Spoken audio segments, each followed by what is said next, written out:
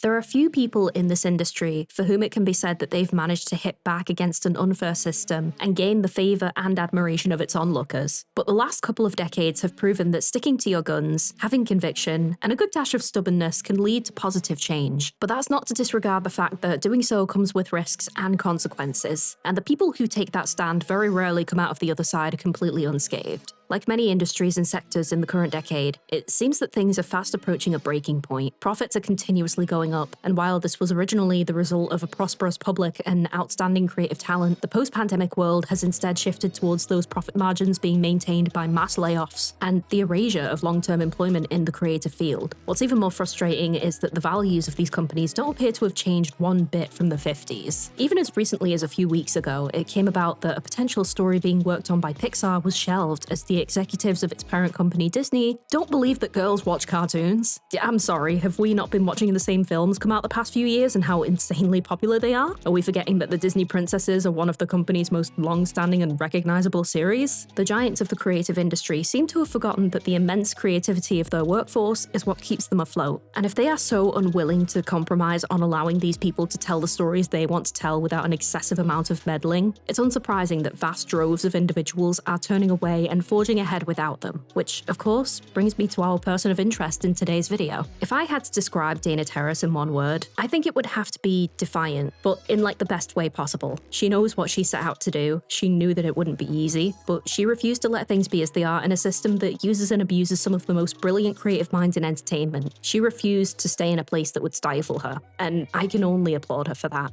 She is someone who isn't afraid of upsetting a few powerful people to stand up for what she believes in, and for that reason has become somewhat of a symbol to others wanting to invoke change in the animation industry. And while change is not something that can be enacted by a single person, Dana is not the first nor the only person to rebel in this way. There were several animators who walked so that she and others could run, but she has undoubtedly set an example for those who don't want to sit back and be quiet about how certain corporate giants operate. But that isn't the only aspect of her that I wanted to talk about. After all, the whole reason she has been afforded the sense of inspiration to others is due to her being an incredible storyteller in her own right, and that is what I'd like to discuss today. Hello everyone, this is fionapollo, and welcome to my latest installment of the Inspiring Animators series. I'm constantly being bombarded online with terrible news about what's going on in animation, just as you guys probably are as well. And while giving commentary on some of those events is my channel's bread and butter, it's how I make my money, I created this series to remind myself about the joys of creating in this space by choosing several noteworthy animators to spotlight. I'm very excited about this one, honestly, because I have a huge amount of respect for Dana Terrace and what she's managed to achieve. And in some way I do relate to her deciding to turn away from the mainstream and do things on her own terms. I unfortunately was never able to break into the mainstream due to various circumstances, but seeing all manner of people from showrunners of hugely popular shows to freelancers break away from that mold has both been a great source of inspiration and a little bit of comfort, because it's reminding me that success and prosperity is not uniform.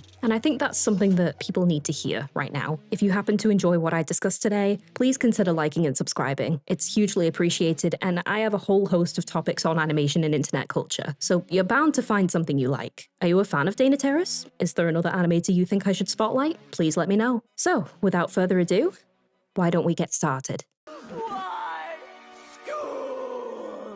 Dana was born in the year 1990 in the town of Hamden, within the New Haven County of Connecticut, a notably small town by US standards with a modest population count of around 60,000 as of a 2020 consensus. What caught my attention when looking into this town was the mention of both the original indigenous habitants known as the Quinnipiac, I'm really sorry if I pronounced that wrong, as well as their regard for a mountain in the area known as the Sleeping Giant. According to this tribe, the mountain is the sleeping form of a being known as Hobomok, a fierce and formidable spirit who, after having felt slighted due to a lack of reverence from his people, stamped his mighty foot down in anger and permanently altered the course of the Connecticut River. In response to Hobomok's rage, a benevolent spirit known as Katan sprung into action and cast a powerful spell, which resulted in Hobomok entering a deep and eternal rest whereby he became one with the landscape, thus becoming the Sleeping Giant. If you know anything of Dana's flagship work, then you may understand yourself why this is so interesting, and it goes to show just how deeply a person's home can shape their understanding of such tales. films. By virtue of the year she was born, she presumably got to grow up with the full spectrum of 90s cartoons, from the Powerpuff Girls to South Park to Pokemon, and all of them made their impression on a young child with a very bright imagination. Her fascination with the cartoons of this era struck a chord very early on, as according to Dana's old blog, her very first animation was of a Pikachu shocking a Charmander. When I was 6 years old, I was obsessed with cartoons.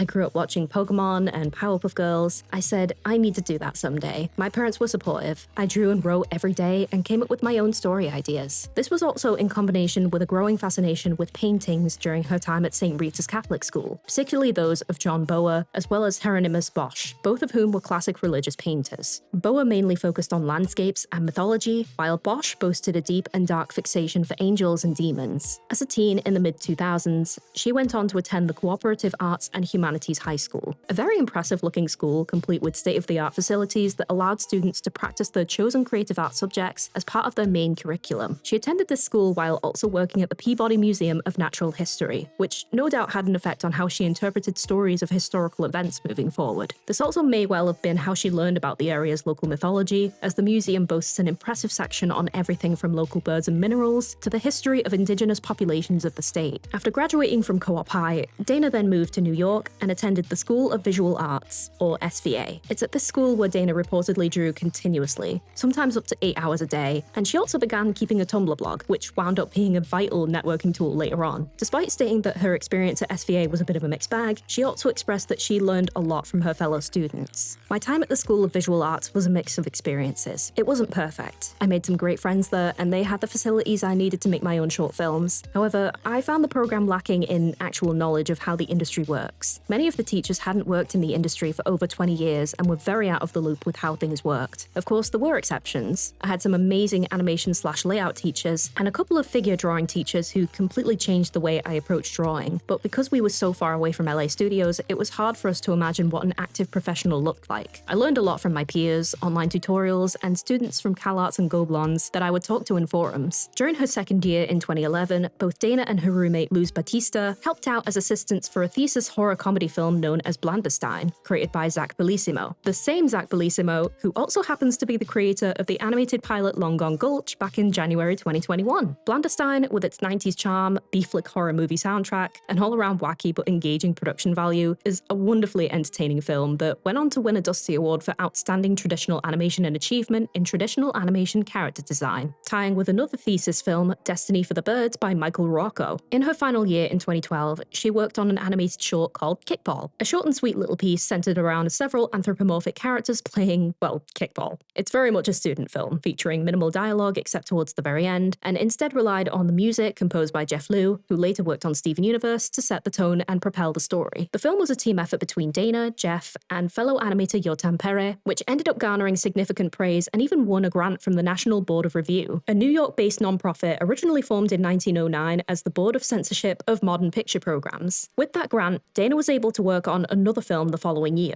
Alongside Ika Maidigan, the two worked on the film Mirage, a 9-minute animation about an Inuit boy who finds a shell that conjures up a portal to a tropical paradise underneath a frozen lake. It's an incredibly imaginative short where the tropical and the Arctic meet together. As always, the animation is top-notch, the music and voice acting is a lot more tight than it was on Kickball, but we also start to see the emergence of some monikers of Dana's future works. Portals to different worlds, magical artifacts, and different kinds of people coming together. The film ended up being shown at the LA Shorts Fest, where both Dana and Ika received an Alumni Scholarship Award because of it. After that, in 2013, following her graduation from SVA, Dana moved to LA and interned at the entertainment studio Jib Jab. Originally a studio that focused on political and social satire, the studio also worked on many commercial shorts for various networks, including PBS Kids, Cartoon Network, Disney, and Nickelodeon. It was during her time at Jib Jab that she also met a fellow animator who was working on the Disney show Gravity Falls, which had just begun airing in the previous year. Several people working on Gravity Falls at the time also saw the work on her Tumblr blog and decided to bring her in, where she cinched a position as a storyboard revisionist after submitting a storyboard test, and by claiming that she would be willing to do any kind of animation for a given scene. Dana also mentioned that at the time, she was waiting for a response from the team on Steven Universe, as she had seen Rebecca Sugar's work, and the two happened to be alumni from the same school. Unfortunately though, SU took too long to provide a response, and when you're working in a field like animation, you can't exactly wait around, especially not when living somewhere as expensive as LA. So Dana ultimately went with Gravity Falls, and began her time working at Disney TVA. At the same time, I was waiting to hear back from Steven Universe for a position. I was leaning more towards SU.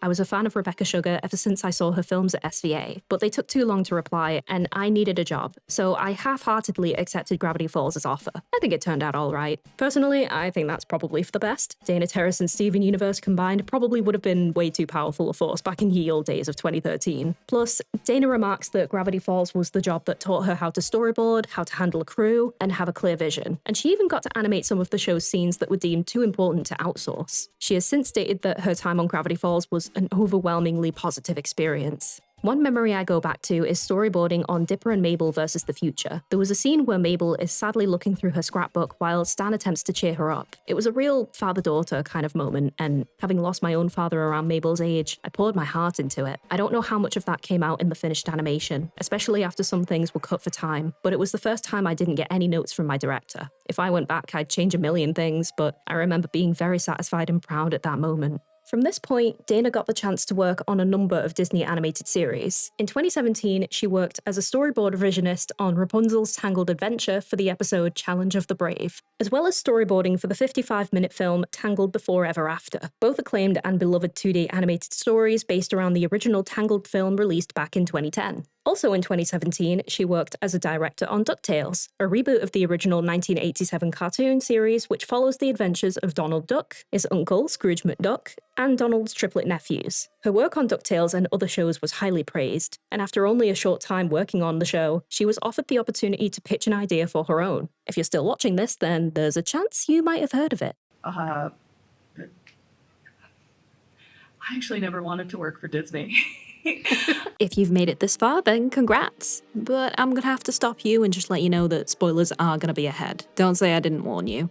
On the 10th of January 2020, The Owl House premiered on Disney Channel, and while it expanded considerably from Dana's initial pitch of a girl who enters a new world and learns to become a witch, it still maintained that core of the story very well. The plot focuses on Juan Luz Noceda, a 14-year-old girl who stumbles upon a magical door that transports her to a place known as the Demon Realm, where magical creatures and witches coexist upon an island called the Boiling Isles, the magically inhibited decomposed corpse of a great titan, of which many resided in the realm many years ago, but are now thought to be extinct. If you've never seen The Owl House before and are thinking, wow, that sounds pretty intense for a Disney TV show for kids, that's probably because it is. The crew reportedly had loads of references to magic, witches and spells, and all kinds of occult imagery and stories kept in the studio to be used during production. And Dana reportedly cited the works of Boa and Bosch as some of her key inspirations for how the Demon Realm was to be interpreted, an exciting but deeply insidious and dangerous place, the likes of which we haven't really seen in a Disney animated TV show since Gravity Falls. Despite the dark and demonic themes, which of course a historically conservative studio like Disney likely fretted over, the show managed it in a way that really fits with child and tween audiences. Mainly because once you hit your tweens, the world of dark, edgy demons and witches is something you usually hadn't previously been allowed to explore, so when it finally opens up, it probably blows your pre-existing worldview to pieces and you kind of become obsessed with it. And The Owl House just hits that sweet spot so well, and it really works. The Owl House immediately struck a chord with thousands, if not millions, of people who saw themselves to some degree in the protagonist Luz, who you may have noticed was named after Dana's roommate, and I don't think they could have created a better main character for a story like this than her. Someone with a creative and energetic spirit who just wants to feel understood and like she belongs somewhere. It's a universally applicable aspect of her personality that a huge swathe of people can relate to, from being neurodivergent, to being part of a diaspora, and even to being queer. Rather than her perceived weirdness being a flaw that she needed to fix, it was something that made her adaptable to her surroundings and enthusiastic in her approach to this new world, to the point where she manages to discover a whole new way to create magic on her own. There's also no other character in this show that mirrors Luz's traits better than Ida, the Owl Lady, an older witch who is troubled by a curse that is slowly transforming her into an owl beast. Ida is also considered an outsider in her own realm, but has navigated this in her own way, and still manages to be a decent mentor to someone going through a similar journey of self-acceptance. The two perfectly complement each other and also work as fantastic foils, and that acceptance is what allows the group to learn to both reconcile and build stronger over relationships with those around them. Ida is able to put aside past grievances with her sister Lilith, the one who cursed her in the first place, and Lilith then chooses to help her sister by sharing the curse in order to lighten its burden. And that's just one example. There are honestly so many characters this can apply to, from Owlbert to King, Amity, Willow, Gus, Hunter. There's just a really strong sense of interpersonal bonds in the show, which for a story focused around witches and covens is extremely fitting.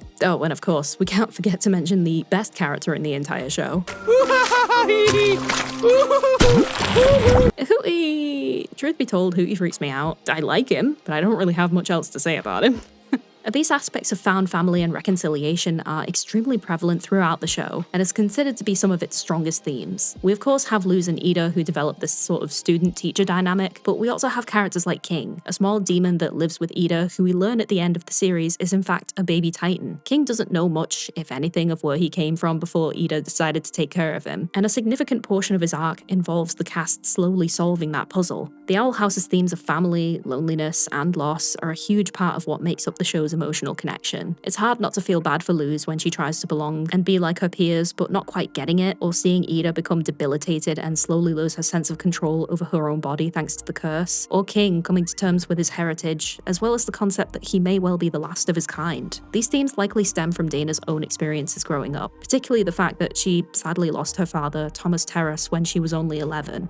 She went on to be raised by her mum, her aunt, and her grandmother, all of whom were said to be aspects of the inspiration for Ida, who was the first character to be conceptualized in the story and helped to propel the show's found family dynamic. Dana also channels these feelings through Luz, whose backstory also involves losing her father. When I write, it's not specifically about a young girl losing her father, but there is a theme of loneliness, of trying to figure out who you are, trying to figure out the rules of the world. It's a bittersweet element to this vibrant world Dana created, and it both hurts to know that she has felt such a sense of grief, but it's also a joy to see how she has used her experience to bridge those feelings with anyone else who watches the show that may have experienced something similar, because that is one of the greatest powers of storytelling, the power of raw, unfiltered, emotional connection. I love this show so much. Admittedly, on a personal note, it's a bit ironic that I love it so much. Both The Owl House and also Matt Brawley's Amphibia, which released at the same time, really helped me out of a tricky place during my masters in 2020. It was at the height of the pandemic in around June time, and I was trapped in my shared student house alone after all my housemates managed to get out just before lockdown. They were mostly international students, so I couldn't really blame them, but I couldn't afford the train home, and after a few months, the isolation kind of got to me so bad that I ended up developing a really intense case of thanatophobia, like to the point where I couldn't even play Super Mario because losing a life gave me heart palpitations. It was really messed up looking back. But weirdly enough, because this series and Amphibia were both newly airing and because they were kids shows, I knew that even though there was a lot of talk about danger and death in both series, no one was actually going to die in the first couple of seasons. And that small sense of security was how I managed to mentally de-escalate until I could function normally again. And if that's a way in which these shows can help and inspire an early 20-something, imagine what they can mean to someone much younger. At least that's how I like to look at it.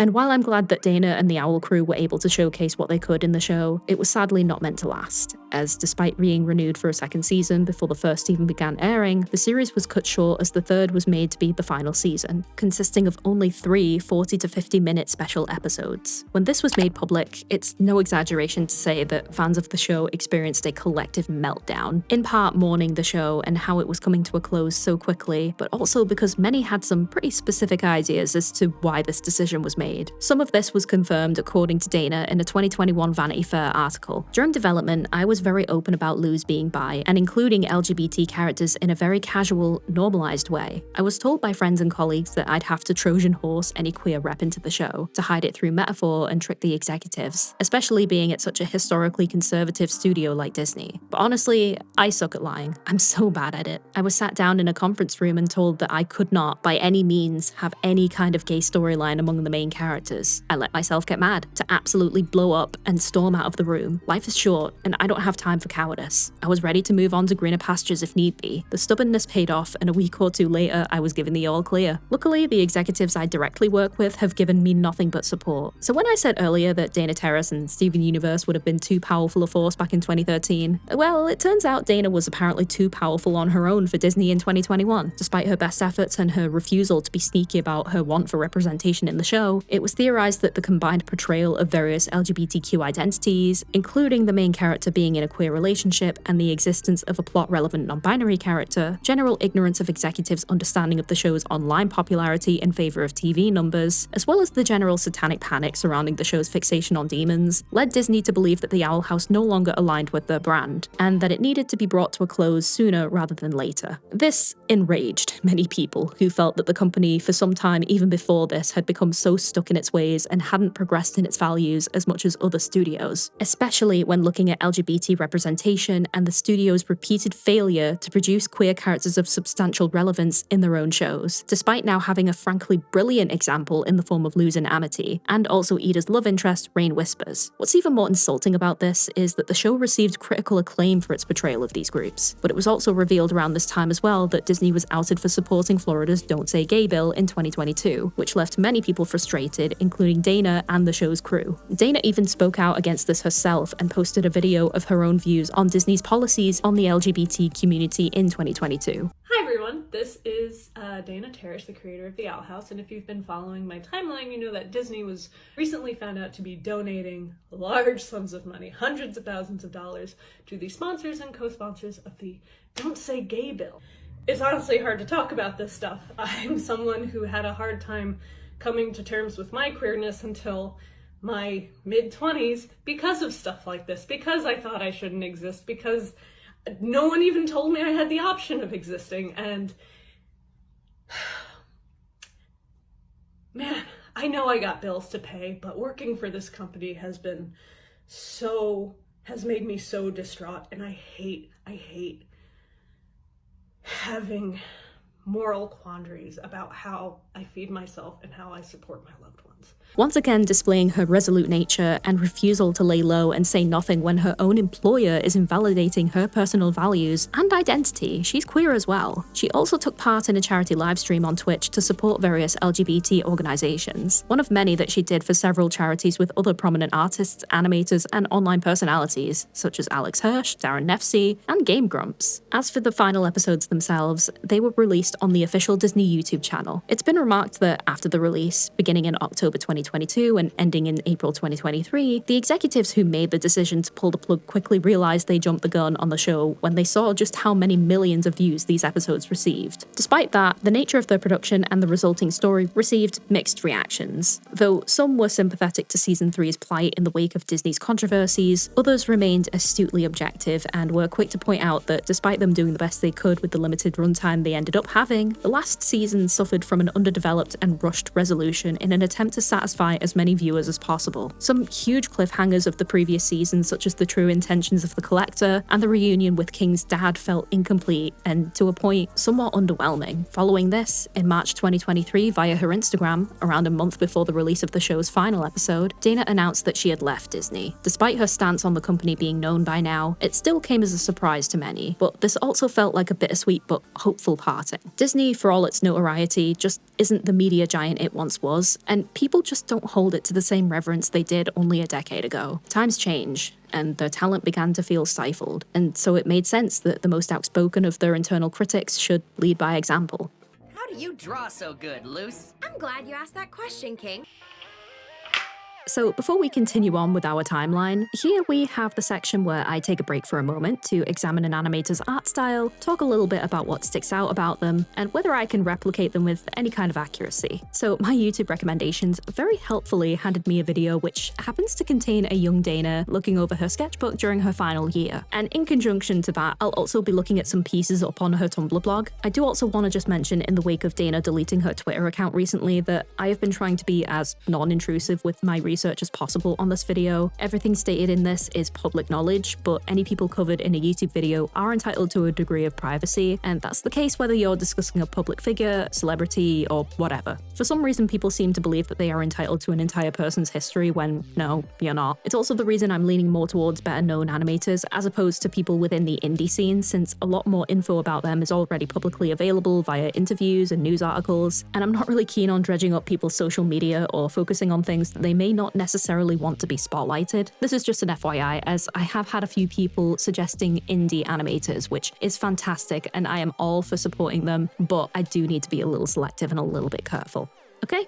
Okay. With that though, back to Dana Terrace. Even when she was still in school, her sketchbooks are actually pretty phenomenal. You can see how much she adores the craft of storyboarding, character designing, understanding movement. It sounds silly, but I genuinely couldn't keep the smile off my face as I watched them flip through each page. There's a lot of focus on things like movement, facial expressions, characterization and the like, which helps even basic sketches feel like they're jumping out and are just so full of life. What I will say though, is that I do notice one big detail about her character drawings, and this is something that many people have critiqued about the designs in the Owl House as well. But in terms of her cartoon-oriented designs, she does have a bit of a habit of drawing characters with quite slim builds, but then they also have these very large heads. It's not an awful thing, it's actually quite a cute art style, but it was a pretty consistent talking point during the Owl House's run that some characters, mostly Amity, but also Luz, Lilith, Gus, they all had this kind of bobblehead situation going on, and it did spur a debate about body diversity within the characters as well. I do see what people mean, but I also want to point out on that the majority of characters who had this build were in fact child characters, and this is also the result of an art style being adhered to during a production. Disney in particular are known to be quite rigorous with the character designs and giving lots and lots of unwanted notes about how certain characters should look. And also when you actually look at Dana's artworks outside of the show, she has created countless pieces that have characters of varying shapes and sizes. It also seems that since the Owl House's run, if you look at the designs in Knights of Guinevere, this issue appears far less prevalent. One other prominent feature is eye shape. So it feels like there are two types of artists in the world. There are those who draw eyes as circles and those who draw ovals. And Dana is definitely the former camp on that one. You see it in both the Owl House and also Knights of Guinevere that I would go as far as to say the way she draws eyes is probably her most distinctive trait as an artist. One other thing that I absolutely adore, because it's something I enjoy about character creation and drawing, even though I don't feel like it's my strongest quality, is how fashionable she manages to make everyone look. So there is something to be argued about giving your character a distinct outfit design, but I will always stand by the notion that learning fashion is one of the best ways to visually improve your character designing if you draw mostly humanoids. I guarantee you that you will feel so much more confident in how your characters look if you give them a decent fit. And also branch out, like give them unusual pieces as well, and don't be afraid to like make patterns that clash, give them weird like accents, you know, do all this kind of stuff. Color them outside of their usual palettes. Like do whatever you need to just kind of be experimental, because fashion is also a form of art. And honestly, I want whatever Dana is having that allows her to do this so well. I didn't really capture that here. I mostly just kept to trying to understand the character's anatomical traits. It probably helps that I tend to do pretty similar proportions for my own art rather than stylizing, but I think these attempts turned out pretty alright. Well, hello, little ones.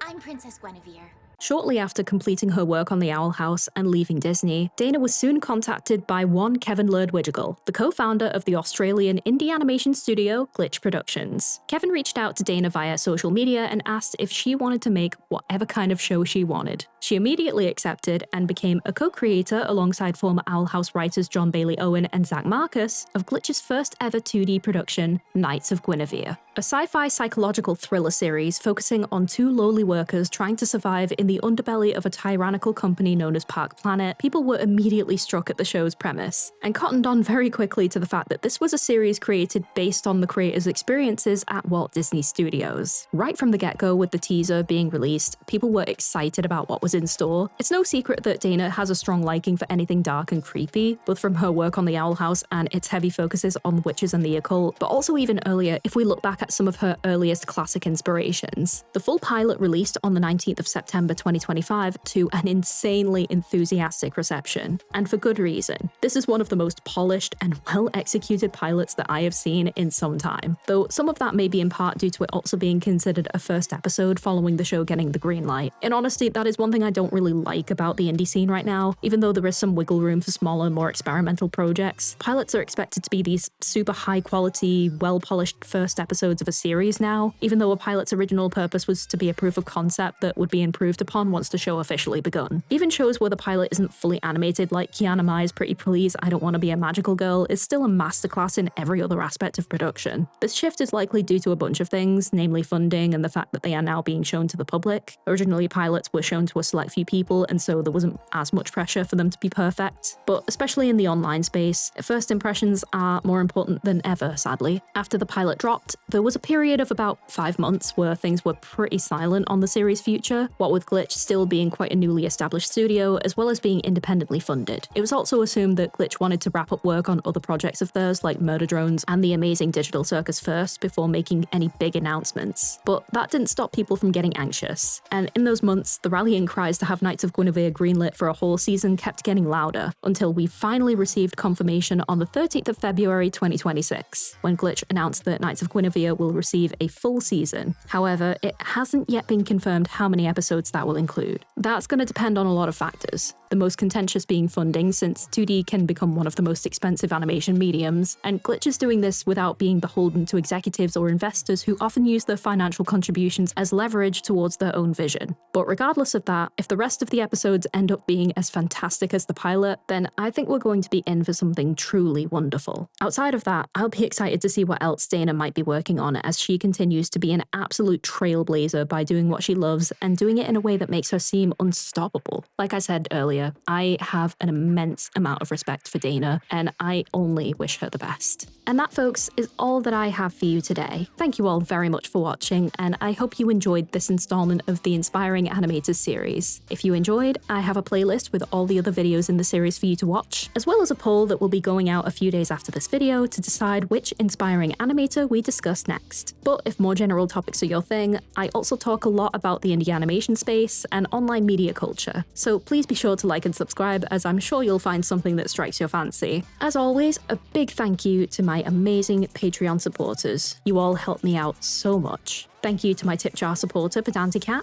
Thank you to my YouTube peeps, Manuel Legzon Gonzalez, Mystic Mind, Lauren R, Ash Valentine, Lonim the Hare, Craig, Edboy, Steph Goes Doodles, Why Not Warrior, and Tai Shan. And an extra special thank you to my indie production supporters, Morgan LaFada Thin, Mighty A, Kiyoshi, Roundcat, and Arsonist. If you're interested in joining the Patreon, a link can be found in the video description. Alright, and with that, I am gonna relax for the next week, because it's actually gonna be my birthday. Oh my god, it's gonna be my birthday. I'm turning 30. Oh no. Nah, I'm actually kind of looking forward to it. They say that your 30s is basically just your 20s, but with a bit more financial stability. I don't know about that, but we'll see. Anyway, stay safe everyone, and I will speak to you all very soon. Bye!